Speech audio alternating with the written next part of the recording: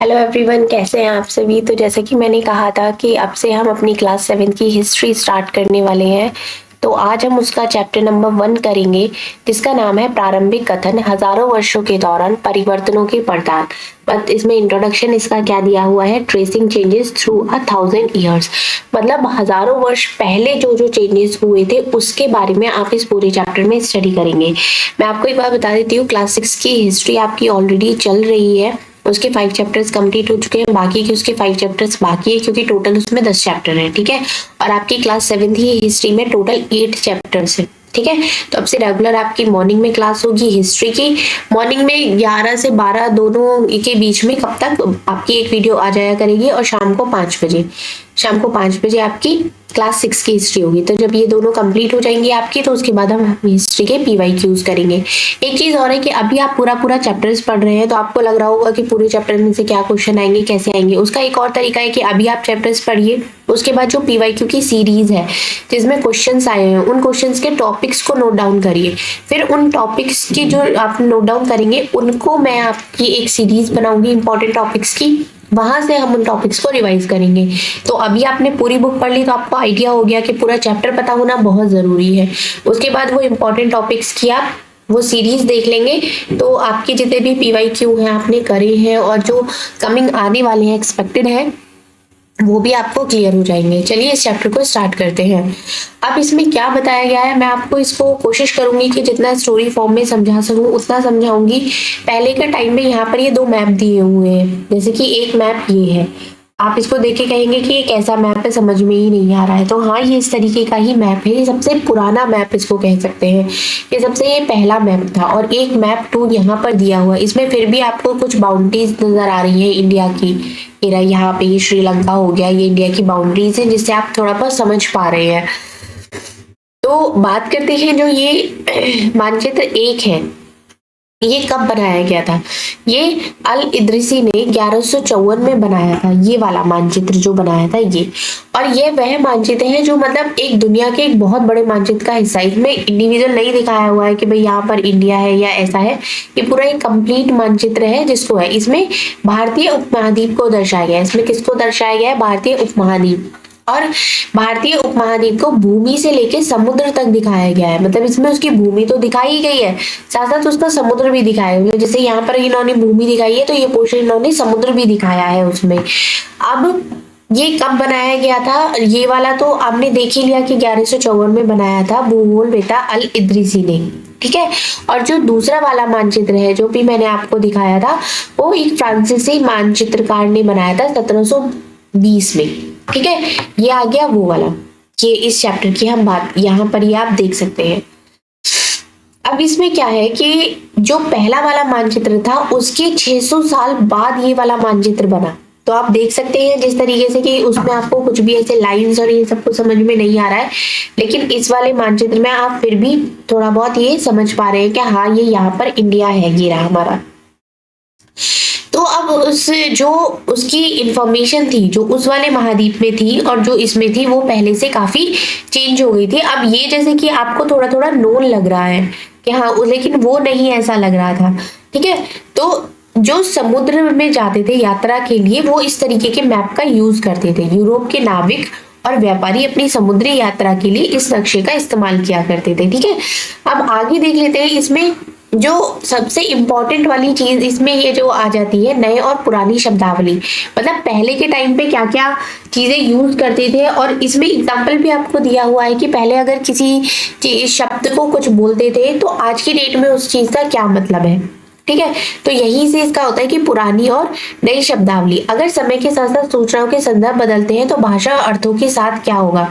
ऐतिहासिक अभिलेख कई तरह की भाषाओं में मिलते हैं, और ये भाषाएं भी समय के साथ साथ बहुत बदलती है। उदाहरण के लिए मध्य युग की फारसी और आधुनिक फारसी भाषा से भिन्न है। मतलब जो पहले फारसी बोली जाती थी और जो आज फारसी बोली जाती है, उसमें बहुत सारी चेंजेस हैं, डिफरेंसेस हैं।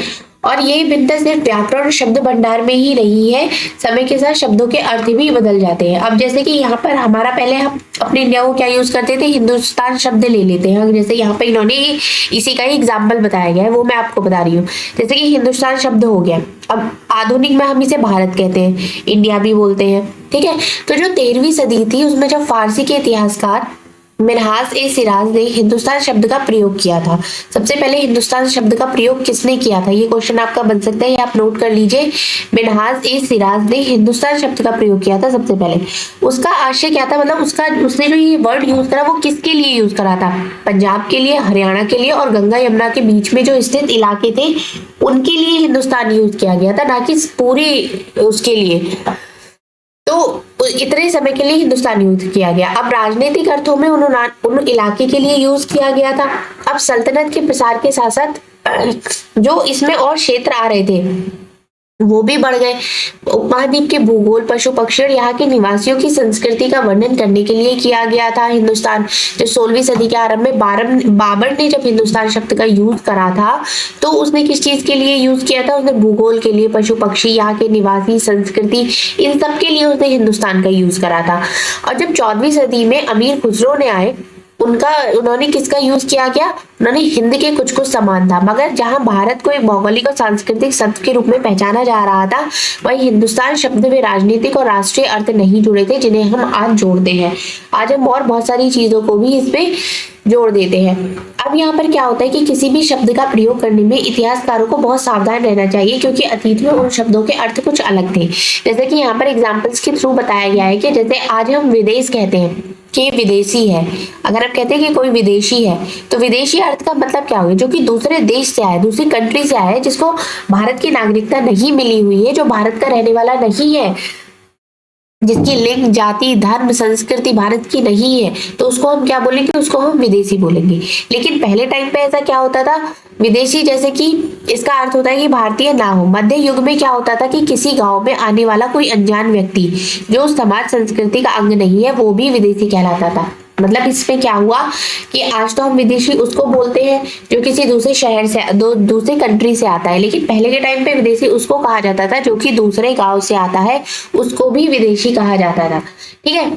अब इसलिए किसी नगरवासी के लिए वनवासी विदेशी होता था, किंतु एक ही गांव में रहने वाले दो अलग अलग किसान धार्मिक जो कि परंपराओं से जुड़े होते हैं एक दूसरे के लिए विदेशी नहीं होते थे। मतलब एक गांव के विदेशी नहीं होते थे, लेकिन एक गांव से अगर कोई दूसरे गांव में आ रहा है तो उसको भी विदेशी कहा जाता है। मतलब ये एग्जाम्पल यहाँ पर दिया गया है आपको ये समझाने के लिए कि जो लास्ट टाइम था पुराने टाइम में और आज के टाइम में वर्ड्स के अर्थ में भी कितना अंतर है।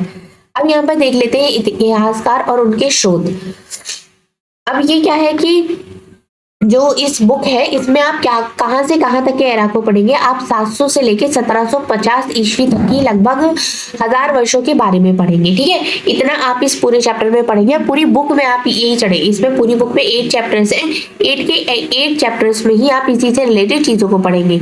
अब जिन स्रोतों का प्रयोग करते हैं आपको बहुत सी बातें ऐसी मिलेंगी जो पिछले युग से वैसी ही चली आ रही हैं। अब जैसे जो कि इतिहासकार सूचना इकट्ठी करते हैं, सिक्के हो गए, शिलालेख हो गए, सत्यापत्य हो गए, भवन निर्माण की कला या लिखित सामग्री पर निर्भर करते हैं।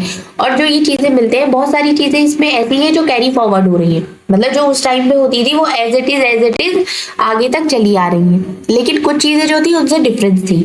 अब वो क्या था, जैसे कि यहाँ पर आप देख सकते हैं कागज का मूल्य। पहले क्या होता था कि जैसे आज की डेट में पेपर है, आप बोलते हैं कि भाई पेड़ बहुत काटे जा रहे हैं, पेपर को बचाना चाहिए, हमें बहुत ज्यादा वेस्ट नहीं करना चाहिए। तो अब क्या, पहले के टाइम पे क्या होता था, जो कागज होता था वो बहुत सस्ता हो गया था और उसकी जो मतलब जो उपलब्ध होने लगा था वो भी बहुत अच्छे स्केल पर होने लगा था। तो जितने भी लोग धार्मिक ग्रंथ, शासकों के वृतांत, संतों के लेखन, उपदेश, अर्जियां, अदालतों के दस्तावेज, हिसाब तथा करों के खाते आदि लिखने में इसका उपयोग करने लगे थे। मतलब लोग क्या करने लगे थे, लोग उस पेपर का यूज करने लगे थे। अब धनी व्यक्ति, शासक, जन, मठ, मंदिर पांडुलिपियां एकत्रित किया करते थे और इन पांडुलिपियों को पुस्तकालय तथा अभिलेखागारों में रखा जाता था। अब क्या करते थे लोग, जैसे कि उस टाइम में कागज बहुत ज्यादा अवेलेबल था, तो उन्होंने क्या किया, सारी चीजों को लिख लिख कर स्टोर करना शुरू कर दिया, जिसको अभिलेखागार कहा गया। ये ऐसा स्थान था जहां पर दस्तावेजों और पांडुलिपियों को संग्रहित किया जाता था। ठीक है, अब आज सभी राष्ट्रीय और राज्य सरकारों के अभिलेखगार होते हैं, जहां में अपने तमाम पुरानी सरकारी अभिलेख लेन देन के ब्यौरे का रिकॉर्ड रखते हैं। ये चीज आज भी होती है, ऐसा नहीं है कि ये आज नहीं है, जैसा पहले था ये वैसा ही आज है। अब उस टाइम पे क्या होता था, उस टाइम पे प्रिंटिंग प्रेस तो थी नहीं कि भी आपने प्रिंट कर करके एक चीज को दूसरे में प्रिंट कर दिया। एक अगर बुकलेट बनाई है तो उसको प्रिंट कर करके ना जाके उनकी हजारों लाखों कॉपियां आपने बेच दी, ऐसा तो नहीं हुआ था। तो पहले आप क्या करते थे कि एक कॉपी से दूसरी कॉपी पे ऐसे उतारते थे, लिखते थे। जैसे कभी भी आप अपने स्कूल में देखते हैं या आपने किया भी हो कि आप किसी से कोई आपको अपने नोट्स ही कंप्लीट करनी है, आप क्लास में नहीं गए हैं, तो आप क्या करते थे, किसी जो क्लास का सही सा बच्चा होता था जिसकी हैंडराइटिंग भी आपको समझ में आ जाए, उसकी नोटबुक ली और अपनी नोटबुक में लिखना शुरू कर दिया, उतारना शुरू कर दिया कि आप प्रिंट तो कराएंगे नहीं। तो ऐसा उस टाइम में होता था। ये जो इमेज है ये उसी की दी हुई है कि ये इस तरीके की एक बुक है, इसमें से ये लिख रहे हैं यहाँ पर।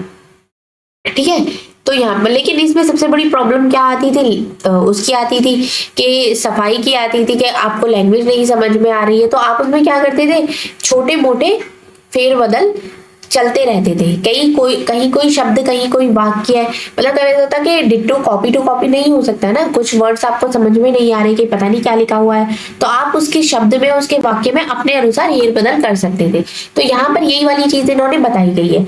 अब इससे बड़ी गंभीर समस्या उत्पन्न हो गई थी, क्योंकि आज लेखक की मूल पांडुलिपियां शायद कहीं ही मिलती है, हमें बाद में लिपियों के द्वारा बनी गई प्रतिलिपियों पर ही पूरी तरह निर्भर रहना पड़ता है।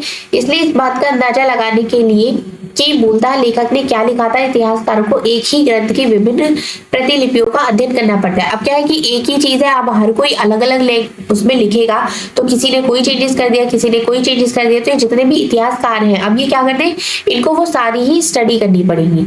अब यहाँ पर जैसे कि ये है 14वीं शताब्दी के इतिहासकार हैं जियाउद्दीन बर्नी ने अपना जो वृत्तांत था वो पहली बार 1356 में लिखा, और दूसरी बार जो इसके वो 2 वर्ष बाद लिखा गया। मतलब सबसे पहले उन्होंने कब लिखा, 1356 में, और उसके बाद उसके 2 साल बाद उन्होंने ये लिखा था। दोनों में अंतर है, ठीक है, क्योंकि इसमें और जो उन्होंने दोबारा 2 साल बाद लिखा उन दोनों में ही अंतर है। ठीक है, अब यहाँ पर देख लेते हैं नए सामाजिक और राजनीतिक समूह, ये क्या चीज है। सन 700-1700 बीच के 1000 वर्षों का अध्ययन इतिहासकारों के आगे बहुत चुनौती रखता है, मुख्य रूप से इसलिए कि पूरे काल में बड़े पैमाने पर अनेक तरीके के परिवर्तन हुए। अब किस किस तरीके के चेंजेस हुए हैं ये आप यहाँ पर पढ़ेंगे। जैसे कि इस काल में अलग अलग समय पर नई प्रौद्योगिकी के दर्शन हुए, जैसे कि क्या हुआ, सिंचाई में रहट हो गया, कताई में चरखे आ गए, और युद्ध में बारूद और हथियार का इस्तेमाल होने लगा, वो और नई तरह के खान पान भी आ गया, जैसे कि आलू, मक्का, मिर्च, चाय और कॉफी।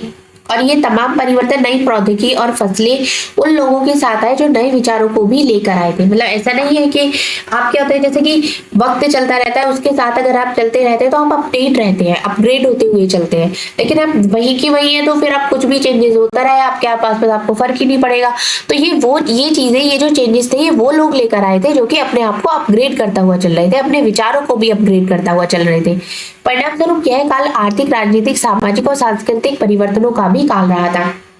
मतलब इसमें इतने सारे चेंजेस के साथ साथ इकोनॉमिकली, पॉलिटिकली, सोशली और सांस्कृतिक, मतलब इन सभी में ही चेंजेस रहे थे, सिर्फ एक चीज में नहीं था। अब इसमें लोगों का एक स्थान से दूसरे स्थान पर आना जाना भी बहुत बढ़ गया था।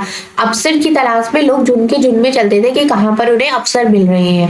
इस महाद्वीप में अपार संपदा और अपना भाग्य बगड़ने के लिए अपार संभावनाएं मौजूद थी।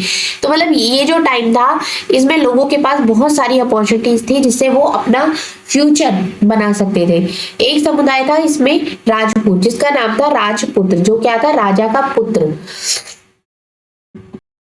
जो राजा था उसका पुत्र होता था, और आगे ऐसे ये पीढ़ी दर पीढ़ी चलता रहता था, उसका पुत्र होता था, उसका पुत्र होता था, ये चीजें ऐसे ही ट्रांसफर होती रहती थी। अब उसमें क्या है, वो क्षत्रिय वर्ण होने का दावा करते थे। राजपूत शब्द के अंतर्गत केवल राजा और सामंत वर्ग ही नहीं थे, मतलब सिर्फ इसमें राजा ही नहीं होते थे बल्कि जो सेनापति हो गए, सैनिक भी हो गए, वो भी इसमें आते थे। ठीक है, और इस युग में राजनीतिक दृष्टि से महत्व को हासिल करने के अवसरों का लाभ सिर्फ इन्होंने ही नहीं उठाया था, जो कि मराठा थे, सिख, जाट, अहोम और कायस्थ, और इन समूहों ने भी उठाया था। अब इसमें क्या बात आती है कि अलग अलग तरीके की, जैसे कि जो चेंजेस हुए थे वही है, पर्यावरण में परिवर्तन कारण कई वनवासियों को मजबूर होकर अपना स्थानीय, कुछ लोगों को क्या होता कि जो एक जगह पर रह रहे थे उनको वही चीज छोड़कर कहीं जाना पड़ गया, दूसरी जगह जाने लगते थे। और जो कृषक होते थे समूह क्षेत्रीय बाजार, मुखिया, पुजारी, मठ, मंदिरों, इससे प्रभावित होने लगे थे। वे बड़े और जटिल समाज का अंग बन गए थे। अब कुछ क्या होता था कि जो चेंजेस होने के कारण किसी वजह से वो तो अपना जगह छोड़ के ही चले गए, कुछ होते थे कि कुछ अपना वहां पर मुखिया बन गए, पुजारी हो गए, मंदिर हो गए, इन सबसे प्रभावित हुए, उनका अंग बन गए, मतलब उनसे जुड़ गए। अब किसानों के बीच में आर्थिक सामाजिक अंतर जो थे वो बढ़ने लगे थे। कुछ के पास बहुत जमीन होती थी, कुछ मवेशी भी पालते थे, खेती भी करते थे, मतलब अगर खेती का समय नहीं है तो उस टाइम पे कुछ और उसमें काम कर लिया करते थे। लेकिन कुछ लोग ऐसा होते थे कि कुछ लोगों के पास ऐसा कुछ भी नहीं था। तो पृष्ठभूमि और व्यवसाय के आधार पर समाज में उन्हें ऊंचा और नीचे का दर्जा दिया जाने लगा। मतलब जो किसान होते थे जिनके पास जमीन अच्छी होती थी, जिनकी जमीन उपजाऊ होती थी, और जिस टाइम पे खेती का काम नहीं हो रहा है तो उस टाइम में वही कोई और काम करने लगते थे। तो एक तो वो हो गई, एक इसके पास, किसी के पास कुछ भी नहीं था, ना ही वो इतना काम कर पा रहे थे, ना ही वो इतने समझ थे। तो समाज में उन्हें ऊंचा और नीचे का एक जो डिफरेंस था वो दिखाई देने लगा। ठीक है, किसी जाति विशेष के सदस्यों के हाथों में कितनी सत्ता, प्रभाव, संसाधनों का नियंत्रण है, इसके आधार पर उसके दर्जे बदलते रहते थे। मतलब और ये भी ऐसा नहीं है कि भाई ये फिक्स हो गया है कि अगर तुम नीची जाति के हो गए या तुम ऊंच नीच का ऐसा मामला हो गया तो तुम हमेशा ऐसे ही रहोगे, ऐसा नहीं था। अगर आपके पास संपत्ति आ गई, आपके पास खेती हो गई तो फिर आप भी ऊंची जाति में आ गए। एक ही जाति के किसी भी क्षेत्र में कोई दर्जा हो सकता है, किसी अन्य क्षेत्र में कोई और नहीं। आप यहाँ पर क्या देख रहे हैं कि अपने सदस्यों के व्यवहार का नियंत्रण करने के लिए जातियां स्वयं अपने अपने नियम बनाती थी। अब ये क्या करती थी, जितनी भी अलग अलग जाति होती थी इनके अपने अपने नियम होते थे। अब नियमों का पालन जाति के बड़े बुजुर्गों की सभा कराती थी, जिसे कुछ इलाकों में जाति पंचायत कहा जाता था। जिला पंचायत अलग होता है, जाति पंचायत क्या होता है, जब एक ही जाति के लोग होते हैं, जो बड़े बड़े लोग होते हैं, वो एक जगह बैठकर कुछ निर्णय लेते हैं, कुछ नियम बनाते हैं, उनको क्या बोला जाता था, उसको जाति पंचायत कहा जाता था। ठीक है, अब जातियों के भी अपने रिवाजों का पालन करना पड़ता था, उसमें भी मुखिया होता था और एक मतलब ये मिलजुल कर अपने काम करते थे। अब आते हैं क्षेत्र और साम्राज्य, ये क्या है। अब ये चैप्टर्स हैं जिनके बारे में आप कमिंग जो चैप्टर्स हैं उनमें आप डिटेल में पढ़ेंगे। अब गयासुद्दीन बलबन जो था वो 1266 से 1287 की उसका टाइम था। एक संस्कृत प्रशक्ति की एक विशाल साम्राज्य का शासक उसको बताया गया, जो कि पूर्व में बंगाल गौड़ से लेकर पश्चिम में अफगानिस्तान के गज्जन तक फैला हुआ था और जिसने संपूर्ण दक्षिण भारत में भी आ गया था। अब यहाँ पर आप इस मैप में देख सकते हैं, यहाँ पर नीचे ये रोमन नंबर्स लिखे हुए हैं और ये बताया गया है कि कौन सा नंबर क्या है। अगर जैसे 1 लिखा हुआ है यहाँ पर, तो 1 क्या है, वो सिविस्तान है। सेकंड जो है यहाँ पर ये उच्च है। थर्ड क्या है, ये मुल्तान है। कलानौर, लाहौर, समाना, सरस्वती, मतलब ये सारे नाम है जो कि ये जगह इन पर यहाँ पर दिखाए गए हैं। ठीक है, अब यहाँ पर बात कर लेते हैं कि कुछ जो इसमें से होते थे वो अलग अलग जगह चले जाते थे। जो इतिहासकार विजय अभियान के दावों को अतिशयोक्तिपूर्ण मानते हैं, साथ ही में समझने की कोशिश भी लोग लगे रहते हैं कि शासक लोग उस उपमहाद्वीप के भिन्न भिन्न भागों पर अपने अधिकारों का उल्लेख क्यों करते रहते हैं। अब यहाँ पर हम बात करते थे भाषा और क्षेत्र की। आपको जैसे ही पता है कि अब आज भारत में कितनी सारी भाषाएं बोली जाती है, हर क्षेत्र की एक अलग भाषा है। मतलब अगर आप एक जगह से दूसरी शहर में बोल हिंदी ही रहे हैं, लेकिन उस हिंदी में भी ट्विस्ट है। सपोज हिंदी, बिहारी भी हिंदी बोलते हैं और यूपी वाले भी हिंदी बोलते हैं। अब यूपी वाले की हिंदी में और जैसे आप बिहार की तरफ चलते चले जाएंगे वहां की हिंदी में आपको साफ डिफरेंस पता चल जाएगा। तो ऐसे ही जो कि सन 1318 में कवि थे अमीर खुसरो, उन्होंने इस बात पर गौर दिया कि हर क्षेत्र की एक अलग भाषा होती है, जैसे कि सिंधी, लाहौरी, कश्मीरी, दार समुद्री, ये कहाँ पर बोली जाती है, दक्षिण कर्नाटक में बोली जाती है। तेलंगनी कहाँ पर बोली जाती है, आंध्र प्रदेश में। गुजरी गुजरात में, माबारी तमिलनाडु में, गौड़ी बंगाल में, अवधी पूर्वी उत्तर प्रदेश में और हिंदवी दिल्ली के आसपास के क्षेत्र में बोली जाती है। तो ये कौन कौन सी भाषा कहाँ पर बोली जाती है ये आपको पता होना चाहिए। अब जैसे कि इन्होंने आगे बताया था कि भाषाओं के विपरीत एक और भाषा भी है जिसे हम संस्कृत कहते हैं, और ये किसी की इंडिविजुअल क्षेत्र की भाषा नहीं होती है। ये भाषा केवल ब्राह्मण जानते हैं, ये भाषा आम जनता के लोग नहीं जानते हैं। अब इन्होंने क्या किया था, इन्होंने ये पूरी लिस्ट बनाकर दी थी और आपको भी इस लिस्ट की फॉर्म में बनाइए जिससे कि आपको ये याद रहे कि कहाँ पर कौन सी भाषा बोली जाती थी। अब यहाँ पर बात कर लेते हैं कि 700 तक कई क्षेत्रों में अपने अपने भौगोलिक आयाम तय हो चुके थे, उनकी अपनी भाषा संस्कृति विशेषता स्पष्ट हो गई थी। मतलब कमिंग चैप्टर्स में तो आप इनके बारे में बहुत डिटेल में पढ़ेंगे ही, लेकिन अभी यहाँ पर यही बताया गया है कि अलग अलग शासन आए, अलग अलग उनके राज्यों की बहुत सी महाद्वीप के अधिकतर भागों पर फैल गए और क्षेत्रों को विरासत में मिली थी, इन चीजों का पता लगा। अब ये इतने से इतने तक के जो बीच के 1000 वर्ष है, विभिन्न क्षेत्रों की प्रकृति एक दूसरे से हटकर अलग अलग नहीं पनपी थी। हालांकि उनके चरित्र की अपनी विशेषताएं बनी रही, मगर समन्वय की सर्व क्षेत्रीय ताकतों का प्रभाव भी उन पर पड़ा था। मतलब ये जो टाइम पीरियड है 700 से लेकर 1750 के बीच में, इसमें आप यहाँ पर ये स्टडी कर रहे हैं इस पूरे चैप्टर में, और कमिंग बुक में भी आप इसी पोर्शन की करेंगे। अब यहाँ पर बात करते हैं पुराने और नए धर्म। पुराने धर्म कौन कौन से थे और नए धर्म के बारे में यहाँ पर बात करी गई है। अब धार्मिक परंपराओं में भी कई बड़े परिवर्तन आए थे, मतलब सिर्फ एक ही चीज नहीं थी, और भी बहुत सारी चीजें थी जिसमें चेंजेस हुए थे। अब दैविक तत्व में लोगों की आस्था कभी कभी बिल्कुल ही व्यक्तिगत स्तर पर होती थी, मगर आमतौर पर इस आस्था का स्वरूप सामूहिक होता था, मतलब ग्रुप में होता था। ऐसा नहीं है कि हर कोई अलग अलग अपना करने लगा। आज हम जिसे हिंदू धर्म कहते हैं उसमें भी इस युग में महत्वपूर्ण बदलाव आए थे। इन परिवर्तनों में से कुछ थे कि नई देवी देवताओं की पूजा स्टार्ट हो गई थी, राजाओं द्वारा मंदिरों का निर्माण हो गया था, और समाज में पुरोहितों के रूप में ब्राह्मणों का बढ़ता महत्व और बढ़ती सत्ता आदि थी। मतलब क्या है, ब्राह्मणों को बहुत महत्व दिया जाने लगा था। ठीक है, अब आगे देख लेते हैं कि ब्राह्मणों का बड़ा आदर होता था, इनके संरक्षक थे नए नए शासक जो स्वयं प्रतिष्ठा की चाह में थे। इन संरक्षकों का समर्थन होने के कारण समाज में इनका दबदबा और भी बढ़ गया था। किसका? ब्राह्मणों का, क्योंकि ब्राह्मणों से ही ये जो चेंजेस आए थे, ब्राह्मण ही बताते थे अब इस देवता की पूजा हो रही है, अब ये करना है ये करना है, तो वो वाली चीज थी। अब यही वह युग था जिसमें उपमहाद्वीप में नए नए धर्मों का आगमन हुआ था। यही वाला एक वो ऐसा था युग जिसमें बहुत सारे धर्म आए थे, जैसे कि कुरान शरीफ का संदेश बाद में पहले 7वीं सदी में व्यापारियों और आप्रवासियों के जरिए पहुंचा था। मुसलमान हो गए, कुरान शरीफ को अपना धर्म ग्रंथ मानते थे और केवल ईश्वर अल्लाह की सत्ता को स्वीकार करते थे, जिसका प्रेम करना उदारता अपने में आस्था रखने वाले हर व्यक्ति को गले लगाता है, चाहे उस व्यक्ति की सामाजिक पृष्ठभूमि कुछ भी रही हो। ठीक है, अब जैसे कि मुसलमानों में भी कुछ शिया थे जो पैगंबर साहब के दामाद अली को मुसलमानों का विधि सम्मत नेता मानते थे, और कुछ सुन्नी थे जो कि खलीफाओं के प्रभुत्व को स्वीकार करते थे। मुसलमानों में भी आपने देखा होगा कि दो तरीके के लोग होते हैं, सुन्नी होते हैं और सिया होते हैं। तो यहाँ पर आपको बताया गया है कि सुन्नी कौन थे और सिया कौन थे। अब सिया जो थे वो पैगंबर साहब के दामाद को दे उसके चले आ रहे थे, और जो सुन्नी थे वो खलीफाओं के प्रभुत्व को स्वीकार करते थे। ये डिफरेंस है दोनों में। ठीक है, अगर हम हिंदुओं की बात करते हैं तो हिंदू धर्म की भांति इस्लाम के अनुयायी भी अपने धर्म के अलग अलग तरह से व्याख्या करते हैं। ठीक है, अब इस्लाम के आरंभिक दौर में इस धर्म का नेतृत्व करने वाले खलीफा कहलाते थे और आगे भी इसकी परंपरा चलती रही।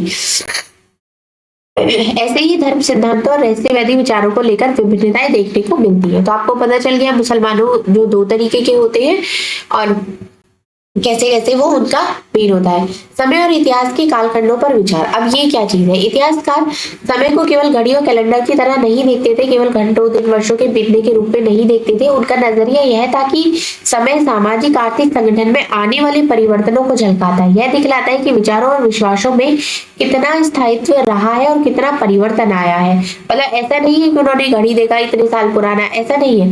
एक दौर के बाद दूसरे दौर में कितना परिवर्तन आया है वो उस चीज का ध्यान देते हैं। अब जैसे कि अंग्रेज इतिहासकारों ने भारत के इतिहास को 3 युग में बांट दिया था। कौन कौन से थे वो? हिंदू, मुसलमान और ब्रिटिश। ठीक है, यह विभाजन इस विचार पर आधारित था कि शासकों का धर्म ही एकमात्र महत्वपूर्ण ऐतिहासिक परिवर्तन होता है और अर्थव्यवस्था, समाज और संस्कृति में और कोई महत्वपूर्ण बदलाव नहीं आता है। अब इसमें क्या होता था कि इस काल का विभाजन जो होता है इतिहास का स्वीकार करते हैं। अधिकतर इतिहासकार आर्थिक और सामाजिक कारकों के आधार पर अतीत के विभिन्न कालखंडों की विशेषताएं तय करते हैं। अब पिछले साल में जो आपने हिस्ट्री पढ़ी थी उसमें हमने क्या क्या पढ़ा था कि प्राचीन समाज के कई प्रकार का सम्मिश्रण, जैसे कि ये शिकारी संग्रहालय, प्रारंभिक दौर में कृषि कर्मी, शहरों और गांव के निवासी, प्रारंभिक दौर के राज्य और साम्राज्य, ये सब तो पढ़ा था। लेकिन इस बार आप क्या पढ़ेंगे, इस बार इसको क्या कहा गया है? इसको कहा गया है मध्यकालीन इतिहास कहा जाता है। इसको क्या कहा जाता है? मध्यकालीन इतिहास। इसको मध्यकालीन इतिहास कहा गया है। और इसमें क्या होता था कि कृषक समाजों के विस्तार, क्षेत्रीय सामाजिक साम्राज्यिक राज्यों के उदय, कभी कभी तो ग्रामवासियों और वनवासियों की कीमत पर प्रधान धर्म के रूप में हिंदू धर्म, इस्लाम धर्म के विकास, यूरोप के से व्यापारी कंपनियों के आगमन के बारे में आपको और भी ज्यादा डिटेल में इस चैप्टर में पढ़ाया जाएगा। ठीक है, अब जो यहाँ पर जो मध्यकाल है उसकी जो कंपैरिजन किया गया है वो आधुनिक काल से की जाती है। इससे आशय यह निकलता है कि मध्यकाल रूढ़िवादी था और उस दौरान कोई परिवर्तन नहीं हुआ ही नहीं, लेकिन हम जानते हैं ऐसा नहीं था। अब ये तो कहते हैं कि उस टाइम में कोई चेंजेस हुई नहीं, लेकिन ऐसा तो पॉसिबल ही नहीं है। समय के साथ परिवर्तन तो लिखा ही होता है कि जैसे जैसे समय बदलता है वैसे वैसे परिवर्तन तो होते ही रहते हैं।